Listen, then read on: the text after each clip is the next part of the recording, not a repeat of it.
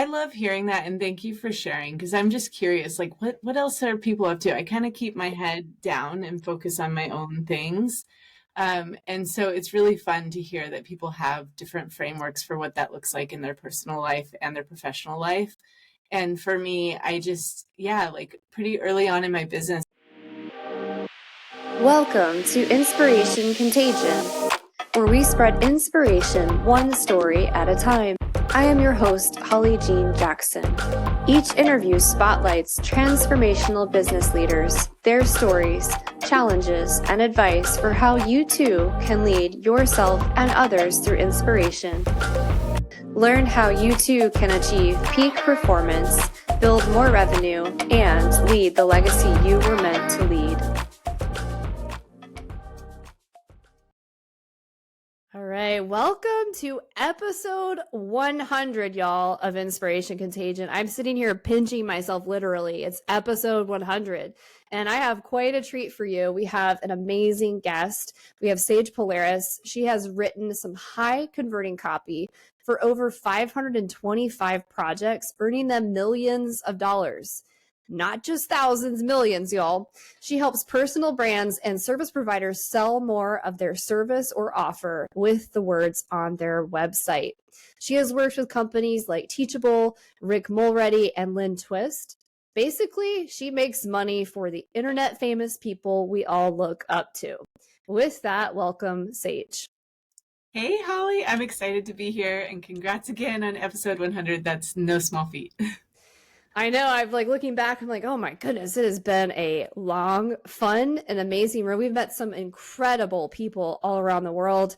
And what an honor to have you here today for episode 100. So with that, I want to ask you, Sage, what makes you an inspirational leader, or what would you say is your secret sauce? Oh my goodness. I kind of want to jujitsu backflip this question. Go for it. As much as I am honored to be considered an inspirational leader, I think the thing that makes me stand out is that anyone in my circle, I often say I'm a leader among leaders, right? So I think the thing that's special about the work that I do is I immediately see people at their highest and greatest potential. Even if they don't see themselves as a leader yet, I already see them in that capacity. And so I think that's leveling the playing field is like what my gift is. And that goes both ways, right? Like I live in LA. I've lived here over 20 years now. And I meet people who are celebrity famous. I meet people who are internet famous. I work with some of them on both fronts. And I always just see them as another human, right? Like I don't put them on a platform. I don't put them on a pedestal. And I don't enjoy being put on a pedestal either, to be honest. Like I get it. It's super sweet that people fan girl or boy or any gender over my work. And I do the same about their work. And I find it very sweet and endearing, but it's not something I subscribe to. And I think that's one of the things that makes me stand out in my industry. Whoa, y'all, that was powerful. I love it. I like the jujitsu flip this question upside down. Was not expecting that. But that's a beautiful response because, and this is a great example, I'm taking this rock climbing class online. And Hazel Finley is kind of a big deal in the rock climbing community. And you could fangirl over her, but she's so down to earth. You take this class and you get to attend these Q&A questions sessions where you can ask about your fears of falling and all these things with rock climbing. And that's a great reminder. We are all human. We're all going to have mistakes. We all have our, values. We all have our mission, our vision, our legacy, and we all have our skills. But I think it's really beautiful that you're able to see and build a community of leaders among leaders and see their greatest potential, because oftentimes we have seasons of life where we need to borrow belief from someone else. Mm-hmm. And for somebody who's listening, they need to hear this. You might be in a season where you've hit a wall or you have this big rock in the middle of your path and you're having to pivot. And, Sage and I, we see you. You have potential. Every single person here has massive potential. So I love that response. It's like my favorite response to date. I was not expecting that. Come over anytime. You're going to be so sweet. So let me ask you this then. What does inspiration mean to you, Sage? Yeah, so it's interesting. Inspiration means different things to me at different times. So I've been in the copywriting business for 12 years now, and I'm a launch strategist for my clients. And finding inspiration in the online space, I'm a little uninspired, to be honest. I've kind of seen a lot of things, been a lot of places. It's still fun for me. I have a great time with it. And I love when people are, I guess for me, I do get inspired still in my space when I see people push the envelope of what's possible in our industry and do new things. And a lot of what being in this industry means is rinsing and repeating what works, right? Like looking at historical data from previous launches. And yeah, you're trying to beat your own metrics and get better open rates and get better click-through rates and increase your sales along the way, of course. But for somebody to do something new and original is a kind of hard in some ways, but also because there's just so much information out there. But also I just don't run across new or interesting things or inspiring things as much. What I'm getting inspired by right now are things that are outside of the business circle. Like that's where I go for my inspiration because I do want to think differently than others in my industry. There was a time and a place where I absorbed every self-help book there was and every business book there was. And again, it was like that message was repeated in different formats. And I love those messages. And they were so important to me at that time when I was starting in my business. But now it's like, okay, I've heard a lot of what I need to hear. So now I'm like reading fantasy books way more to find inspiration just with creative writing, right? Like people like, or not even fantasy, like Anthony Bourdain wrote Kitchen Confidential. His wordplay is so incredible. Right now I'm reading Weddings and Lies by Kevin Kwan. He's the one who wrote the Crazy Rich Asians trilogy. And again, his wordplay, his slice into a different world that I don't have access to because these people are obscenely rich and see money in a totally different way than I do. So I'm looking for that. But also there's the more grounded things that I do. Like I mentioned jiu-jitsu early. I'm barely learning jiu-jitsu, but I am a Muay Thai fighter. And just being around people who are fighters, they often see the fighter in me because I've been a business owner for 12 years and they acknowledge that. And it's really sweet. And also, we never talk about business. And I love that. So there's this theme of me looking for other places for inspiration and finding spaces outside of business for that. Yeah, I mean, that's really real. For me personally, to stay inspired as a business owner and doing what I do in business, I can find that luckily through my business community, but also I find that where I get most inspired is outside of the business. So it's, the strong mind class I'm taking for rock climbing and seeing how much of the mindset shifts for rock climbing and reprogramming how we deal with fear. And, stretching our comfort zone applies to what I do with my clients in consulting and coaching capacities. And then equally traveling internationally and going somewhere completely different that's way out of your comfort zone and learning how fortunate and lucky we are to live where we live and seeing a whole different way of life and a different way of being for me helps me when I need inspiration for writing. And I think for writers specifically, you're right. You have to immerse yourself in other wordplay and other spaces. And yeah, you have seasons where you're obsessed with one form or format of reading, and then seasons where you need that inspiration. So I wrote that book down. I'm going to check that out. Weddings and Lies. Yeah. And there's a lot of travel in that book. And I'm so glad you brought that up, actually, because that does remind me. So I have something called my time off business model. And what that essentially is I've taken 4 months off for the 9th year in a row. And that is another way that I hang my head in the creative clouds and go do something different. Sometimes I stay home, but a lot of times I travel and I go see new places. I agree, like changing your environment. And I don't want to say like you have to go to London like I did last January or like go these far reaching places. Even if you go 9 blocks in a certain direction from your house, and go to a new cafe that you've never been to. Like it rewires your brain for these new environments and experiences. And I just love that. It's such a great way to get inspiration. I'm so glad you brought that up. Yeah. Like when I wrote my last book, I was in Mexico City for 2 weeks doing a lot of it.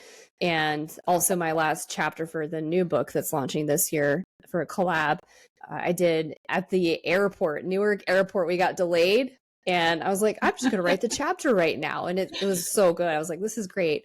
So wherever you find the inspiration, y'all, make sure you put pen to paper, hands to the computer. And, you know, if you're creating something with art, I don't know, mold whatever you're molding, paint whatever you're painting, but make it happen. So I want to pivot a little bit and talk a bit about peak performance. I have a feeling you might flip this upside down too, but we'll see. All right, Sage, I want to hear how you define peak performance and how did you arrive at this definition today? Yeah, you're right. I don't I don't subscribe as much to peak performance. I love that people who are high achieving are often drawn to peak performance. And I think it's something that is a big motivator for a lot of people. I'm really into peak rest. I love it. How can I get to new levels of rest and relaxation? And it might be, you know, that I have a different setup, right? Like I have two young kids, they're 7 and 12. You know, my business is 12 years old, so you can run the thread as to why I started the business. And so finding space to rest and relax with them and finding ways to rest and relax is really what I'm after. I mean, I would say that like me being a Muay Thai fighter is definitely a peak performance thing. And like I've started weightlifting as well. But again, those things really, when I'm not doing them, help me rest better. And that's actually why I'm doing them. So there's this underlying current of me wanting to find ways to just relax more. And a lot of it has to do with, you know, I designed this business around having more time with my family. And I love just chilling out with them. But I'm curious, like, how have people told you they enjoy peak performance? Like, what is peak performance to them? I'm just curious about that. Yeah, there are a lot of different responses. A lot of them take it from the perspective of being a leader and showing up as the best version of themselves. And that means taking a holistic approach, and their health is at the core of that, honoring and valuing their value system and their priorities across the board is important. Interestingly enough, I think my last interview or the one before that, Stephanie shared that she had, it was a combination of peak performance with peak rest. So beautiful transition to peak rest instead of peak performance. But ultimately, if you think about it, if you're not achieving peak rest, you certainly aren't set up for success to have any kind of peak performance. And ultimately, the question here is really, the reason we ask this question is it gets our listeners to think about, instead of taking a traditional stance or a traditional view on how to define success or how to strive for peak performance, how do you define this on your own terms? And how does this shift over time?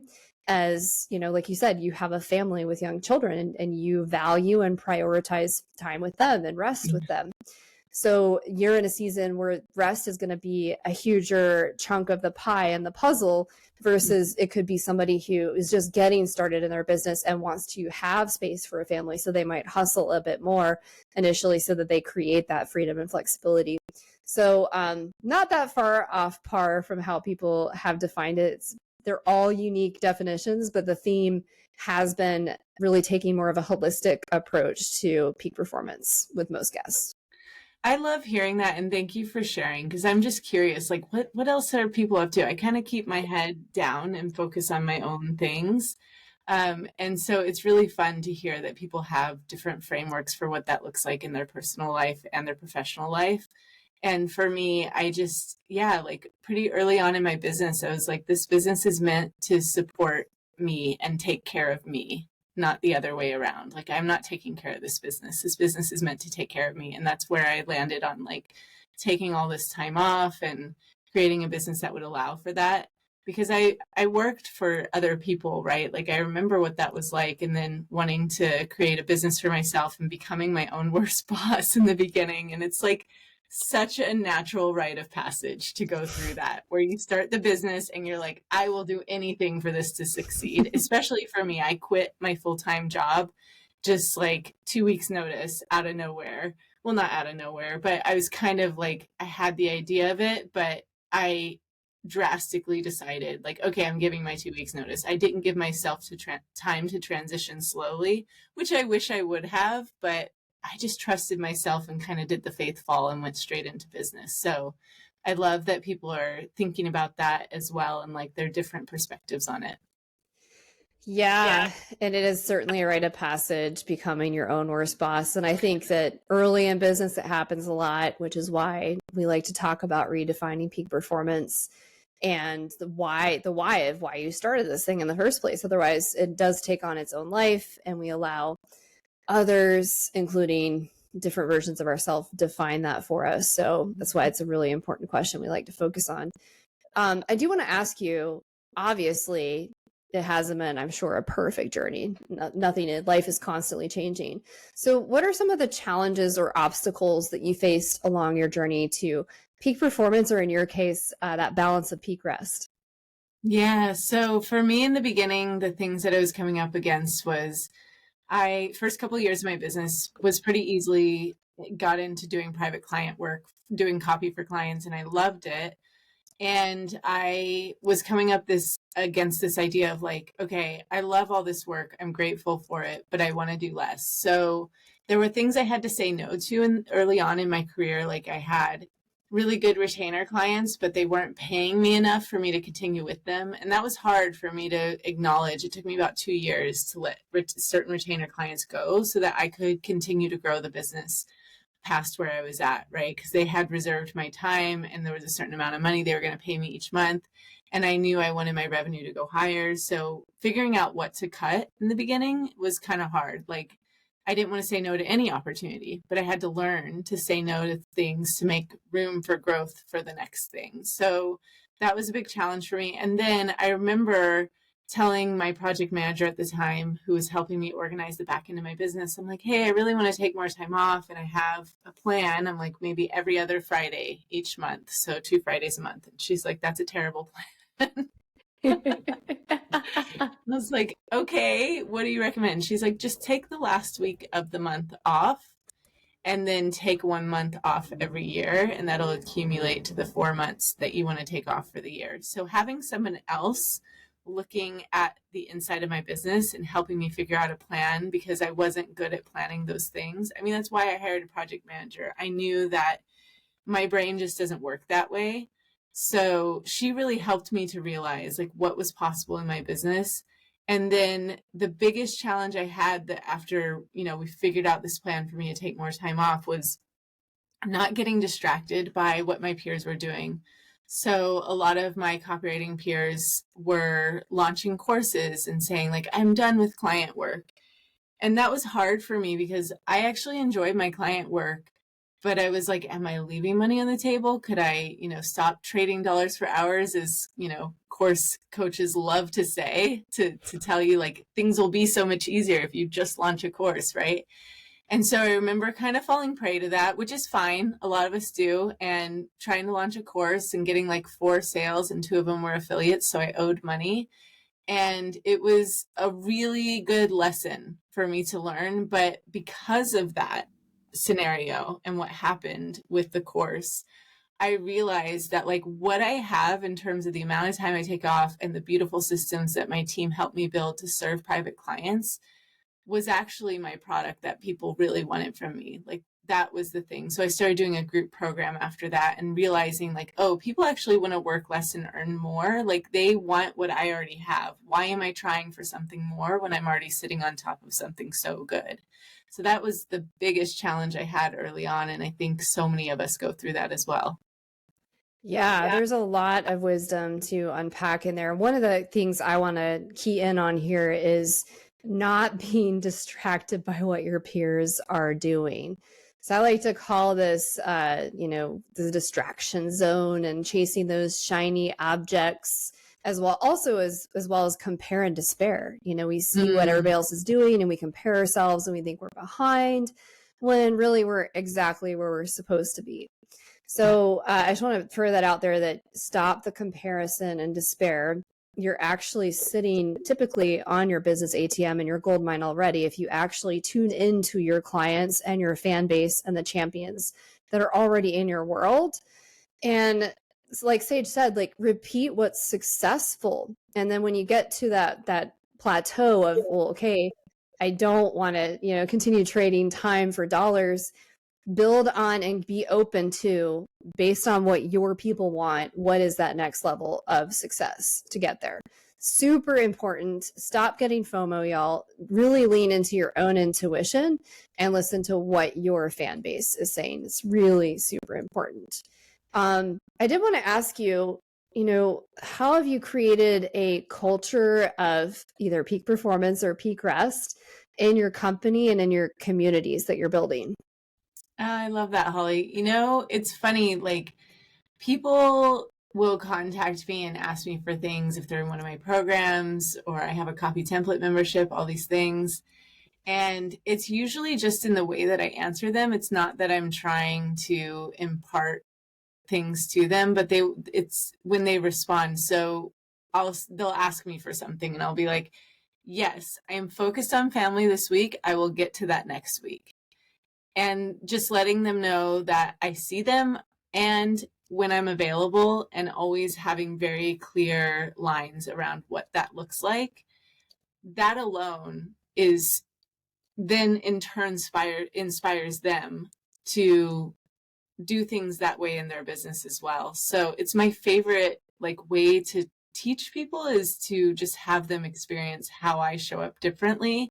And it's just this light bulb moment. They're like, oh, I mean, even just talking about taking this time off, because, it's summertime. Like, I know people don't want to be at their computer all summer, that they have ambitions of places they want to go, people they want to see, time they want to spend with their loved ones. And just giving you permission, like, for example, this is actually something I would love for people to do if they're looking to achieve peak performance or peak rest. It doesn't matter, either one, is look at your calendar for the next 12 months. And I want you to mark off any time that you think you want for yourself. So it might be birthdays, holidays, government holidays coming up in the US, or if you're in Canada, I think they call them stat holidays, or wherever you're at. My friend in France right now, she's really struggling because she didn't mark time off, and the school system out there is a lot for her. She's supposed to be, with her kids, but she's really struggling to do things in her business right now. So don't just look at the next 90 days, look at the next 12 months on your calendar, mark off the time that you want to have off. And even if you don't stick to that plan, it's okay. Like, I have to give myself grace around my well-laid plans sometimes that don't always roll out the way that I want them to. But you'll be more likely to take more time off if you just do that one thing. Look at your next 12 months and mark everything off. Yeah. And this is really important, you guys. Equally important to marking the time off where you want to fully rest, play, travel, be with your family and loved ones. I also believe it's really important to choose some key dates each month for focus time. And what I mean by that is time to focus on the business and not just in the day-to-day. Because if your business is growing exponentially, those focus days are so crucial. And you want to stay ahead of the game there and make sure that you are prepared for the growth that you're creating. So in addition to what Sage shared with the time off that you want, I want you to schedule 2 days a month at the very least of focus days where you're doing professional development, you're focusing on the business and what your next growth trajectory is, and you're listening to your intuition on what that next thing is going to grow your business and lean into what your fans are saying. The other thing I wanted to share is a new thing that I have experimented with is on the days where I do not achieve peak rest, since we keep talking about peak rest, I have found this new thing. It's called Magic Mind. And what I love about it is it's actually pretty healthy, and it's supposed to help you focus and reduce stress and have more energy. And I've been experimenting with it for the past few months. And on those days where I don't get my peak rest, because I'm not perfect, I'm human, I've leaned into my Magic Mind. It actually works really well. So on my focus days, I've started using the Magic Mind stuff, and I've noticed that my focus is sharper and I'm coming up with better solutions for the business. So just wanted to share that ninja tip. Right? Holly, can you hold it near the mic? Because it wasn't, I want to see it. This is actually quite exciting. Oh, it's like a little, okay. Yeah. I love that. It's like a little shot. It's got like all kinds of healthy stuff in it, but it's been really, really helpful, really productive. Thanks for telling me to hold it in the right place so you can see it. So I wanted to ask you next, how important has building an employee experience, and I'm not sure you have contractors or employees, but if you do, how important has that been aligning that to your peak performance and peak rest? Yeah, so I've had both. My team's been as large as 10, and then it's right now we have a launch manager and an online business manager and me, and that's it. So, and they're contractors right now, but I had an employee who was working in my house as an executive assistant for a while. So I think for me, it is absolutely integral. Like, I can talk all day long about my work less, earn more model and how I've built that business out. And those things are important for sure. But like hiring the key right people to support me as I grew my business was absolutely the only way this was possible. I lean on them 100%, but also my husband, right? Like I have the advantage of having a partner, double income in California, which is like it's important, y'all. And he, we've had to like also reorganize his time to support me in the way that I needed it, before the pandemic, during the pandemic, and after the pandemic, those things shifted. And also like having less support during the pandemic and pulling back on my business growth intentionally around that time. Like those are things that I'm considering all the time. And just this last December through February, I went through a really hard transition of adding 353 customers to my copy template membership, which I was so grateful for. But we were also in transition with a key business manager in my business. So I literally was like feeling like I could barely come up for air during that time.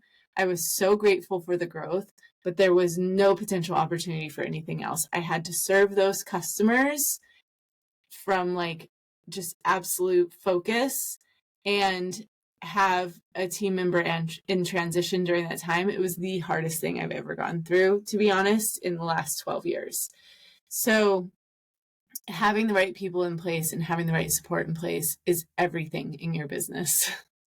Yeah. I want to just reiterate that. My assistant, for people who have interacted with me at all, is amazing. So Rojabelle, when you hear this, you're amazing. And recently she was sick, like very sick. And I am realizing and recognizing that we need to have more people on our team. So I feel you. And we're also in a really, really massive influx of growth right now.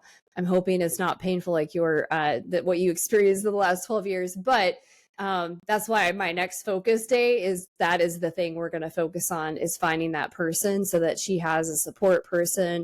And when she needs somebody to lean on, and also if something happens, that we have something that's still running things.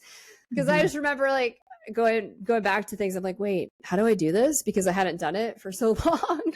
and then I had to let go of a lot of things. Like, well, does this really matter? No, it doesn't. Like, we're just going to let these things go to the wayside. That's not customer facing. We don't really need to focus on lead gen for the next couple of weeks. I think we're okay.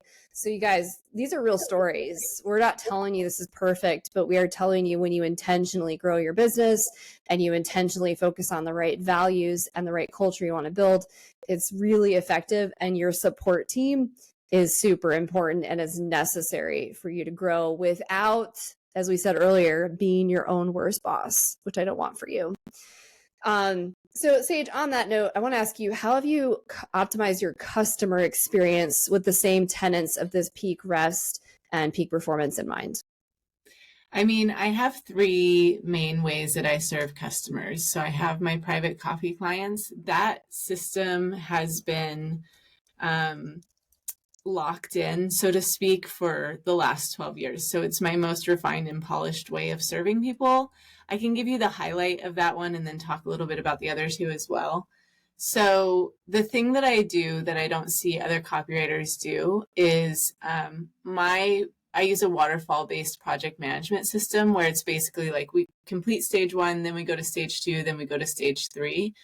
But each part of those projects, I set the timeline and the pace for the client rather than being like, here's your first draft. I'll just wait to hear back from you. It's like, no, here's your first draft and we're going to go over revisions on this day, date, and time live on Zoom, doing live edits together in a Google Doc.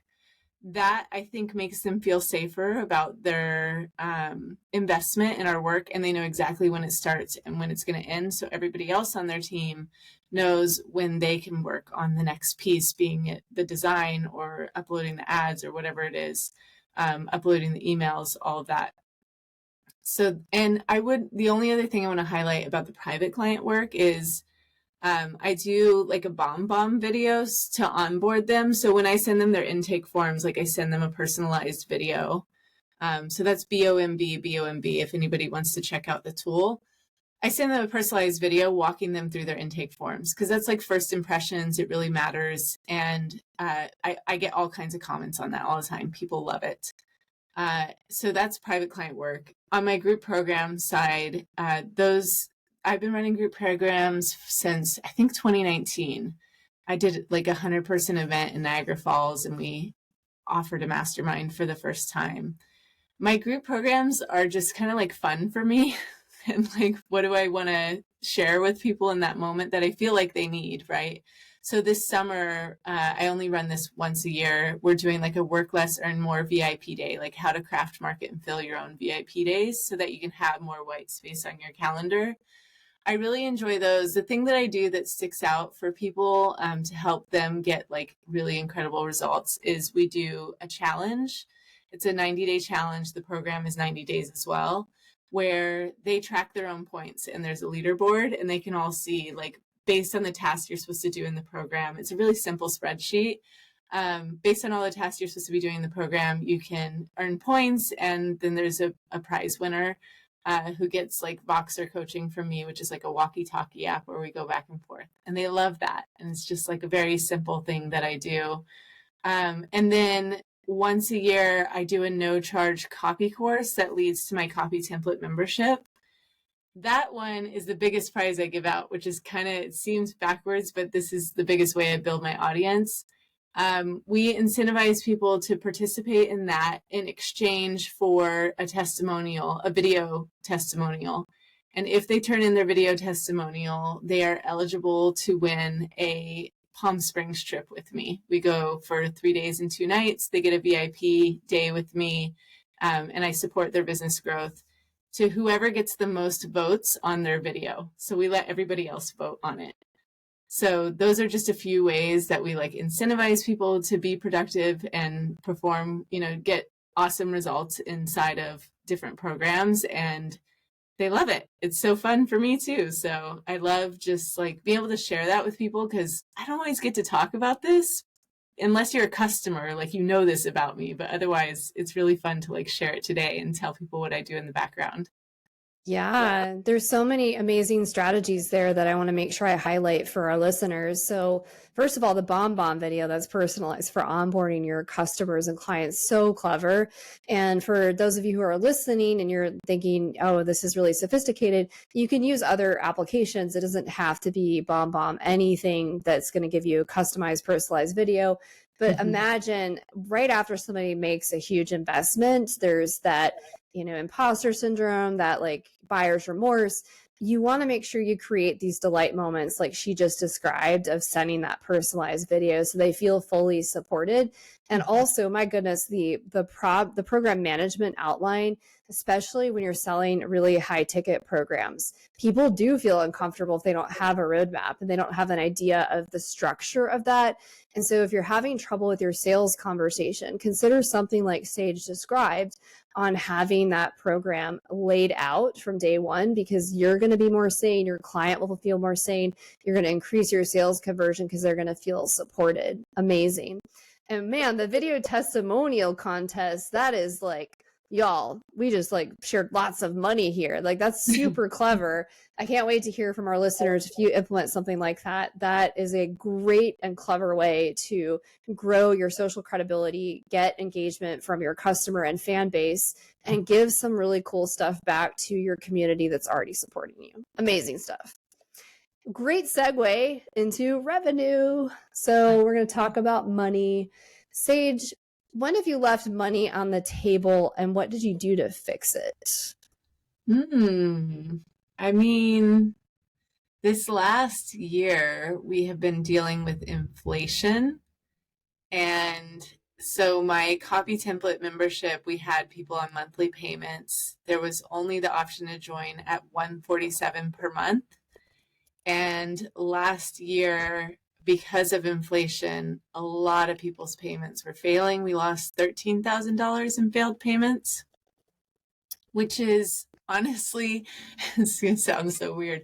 I'm a little bit honored to be at that level, to have a 5-figure loss. I was like, I've grown. That's amazing. I like that reframe. I genuinely felt that way. Like, wow, I'm pretty honored to have this level of loss. And what am I going to do to fix it? Of course. So looking back historically, I was like, okay, what can we do here? So we added an option to join at the $47 level where you only get templates, or at the $147 level where you get group coaching. So that helped immediately. We have only like $1,000 worth of failed payments. We're midway through the month, or the year, sorry, we're in June. The other thing that we did was we started charging people, instead of monthly, we started charging them quarterly. And I wasn't sure what was going to happen with that, but I'm finding it really works to my advantage. And I'll be completely honest, it's because people aren't tracking it as hard as they do every month. And so when that quarterly payment comes up, they don't have a problem with it. They just let it roll through. And I think people can handle, like if they do the 47, it works out to be $141 per quarter.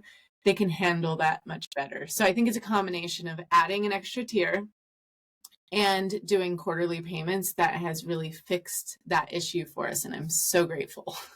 Yeah, that's a really great specific example. So y'all, for the folks who are listening, on your focus day where you're working on the business, you want to look at those data points to see where you have a loss, or you can see where you're having longer sales cycles or anything where you could be leaking profit or leaving money on the table, and then be really, really strategic and smart and figure out what the actual underlying root cause and pain point is. In this case, inflation, and people just simply couldn't afford it, and find a way to meet them where they're at without totally losing your audience. So that's really wonderful example. Thank you for sharing that. My next question is one of my favorites. So I want to hear, what is the next shiny object that you would like to turn into a new revenue stream? We all have them in our cache and our treasure trove of shiny objects. I actually just cut one. So last year I did Mini Mind Adventure Days, one in LA, one in New York, and one in London. And this year I was just going to host one in New York and maybe one in Palm Springs. And I decided just to not do any of those. I may do them again. I may bring them back, but I really was looking at how many people were going to come. Also, I had a client who was going to book me for a VIP day in New York, and they decided they wanted to meet me in LA instead. That was the beginning of the tipping point for me to be like, is this really worth my time to fly to New York? I love seeing my family who lives in the Lower East Side, Manhattan. That's always worth my time. But do I want to go on my own and not do business while I'm out there? So I decided to cut that event because the VIP day was really the moneymaker for me.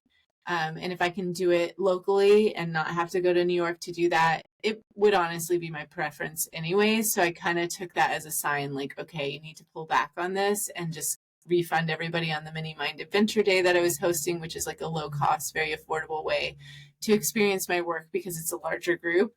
And just decided not to do it. And I am so, like, every time I look at my calendar in June, because I was supposed to be out there next week, I'm just like, so glad I'm home. I love how you're turning so many of these questions upside down. Did you guys hear the wisdom in that? That sometimes when you actually let go of that shiny object, it actually opens up more space and capacity and energy to up level the success in your business in areas that are probably more profitable. So really interesting lesson that we don't typically have when I ask this question, but consider letting go of that next shiny object and just double down on what is successful and serving your clients really, really well. Thanks, Sage. Appreciate that. We're going to wrap up with 2 rapid fire questions. What is the next piece of advice you would share with others today? Best piece of advice, not next. Holly, you asked the best questions, by the way. This is so fun because it's very like outside of the box of the things I typically talk about. I can't wait to share this with people. So my piece of advice for people is that it's funny because it's kind of what you're talking about already, but your next work is your best work. Just trust yourself that whatever you're getting ready to do next is exactly what you should be doing. And I think part of this weaves into our conversation as well about there really aren't a lot of mistakes in business. There's, as long as you learn a lesson from what you've done, right? Like I have had lots of failures, lots of ups and downs in my business, but knowing that at some point I will catch the gift from it and there will be a lesson in there that I meant to learn is really what keeps me going and keeps me wanting to create that next thing, regardless of the outcome of it, and just enjoying that process. Yeah. And I'm just going to reiterate that, you guys, because I literally at lunch today was talking to the man I'm dating, and I was telling him, I'm so nervous about messing up this next thing in my business. And I was telling him about it. And he just looked, and I said, I need a pep talk. And he just looked at me like really thoughtfully and stopped for a minute, paused. And then he said to me, and it was such great advice. He said, you're going to make a mistake. So just let go of trying to do this perfectly, and you're going to learn from it and you're going to figure it out. And I was like, thank you. Like I felt so much relief in that moment. So we need to remind each other and remind ourselves that you are going to make mistakes. As long as you are aware of it, as long as you're listening to your intuition and you're taking action to course correct along the way. But I want to give everybody here permission to make mistakes and let go of this whole falsehood of you're going to get it right the first time, because you're not. You're just not. I have chills. That is so wild, Holly. We just had that conversation and here it is again. That was for you. That was all for you. That was universe delivering a really important message for me and probably somebody who's listening to this. So we've got you.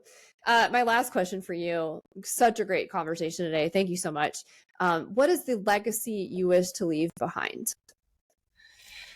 Yeah, I mean, I feel like I'm living it already, and that is for my children to watch me do this work, and for my friends to watch me do this work. Like they see me like show up in all of my emotions that come up with a business, like whether it's my kids who see me sad because sometimes work is a lot to carry and I need to let it out. And even just allowing them to see me in that vulnerable state, I'm so grateful that that to me alone it's funny because I talk to my coach a lot about this, because when I get in the gym, I'm a little bit more guarded and protected for a variety of reasons. It's just who I choose to be when I walk in there. But there have been moments where I've had to be very, very vulnerable. And it's a line that my coach rides so beautifully. He is super vulnerable and he is so strong. You cannot cross that man in certain ways. And it's something that I strive to be, and to surround myself with people like that, and then bring that home to my children and let them see how strong I can be as their mom, as a business owner, as a fighter, as all these different things, but how vulnerable I can also be. And my legacy for them and for anyone is to know that you are loved no matter what state you're in. That is enough for me to just let them know. Like when my kiddo gets really mad, it's like, I see that you're mad and I love you, but I also love you when you're happy and I love you when you're sad. I am here for you regardless. So just showing them that resiliency and giving them the allowance to bounce around all those different emotional states is really important to me, and the legacy that I want to share with them more than anything else. The rest, it's all vanity to me. It's icing on the cake. Yeah. Yeah. Well, I love that you shared that it's about strength and vulnerability, and that showing up with your emotions. It's super timely because Inside Out 2 is coming out June 14th. So right around the corner, right when this is being released. And it's all about honoring your emotions. So yes, I love this. It is a roller coaster. It's an emotional roller coaster. It's your baby. And when you show up and you try to give the best to your clients, there's vulnerability and strength and emotion. So for whoever's listening that needs to hear that, show your most emotions. Don't be a wall or have a mask on, because your clients need to see your vulnerability. That's where they grow. So on that note, Sage, thank you so much for sharing your wisdom and doing your little jujitsu flips on our questions for episode 100, keeping me on my toes. I appreciate you. You're welcome, Holly. Thank you for having me. It's been so fun. It has. All right. To our listeners, thank you for sticking around for 100 episodes. I celebrate you. I honor you. I'm so grateful you have been along for this wild ride and journey. And we're super excited to see your comments on this episode and how we can serve you for the next 100 episodes. All right. Thank you. Thank you for joining the show today. I hope you were inspired. More importantly, I hope you take action. If the show inspired you, I ask that you subscribe and share it with your network. Let's spread inspiration together today.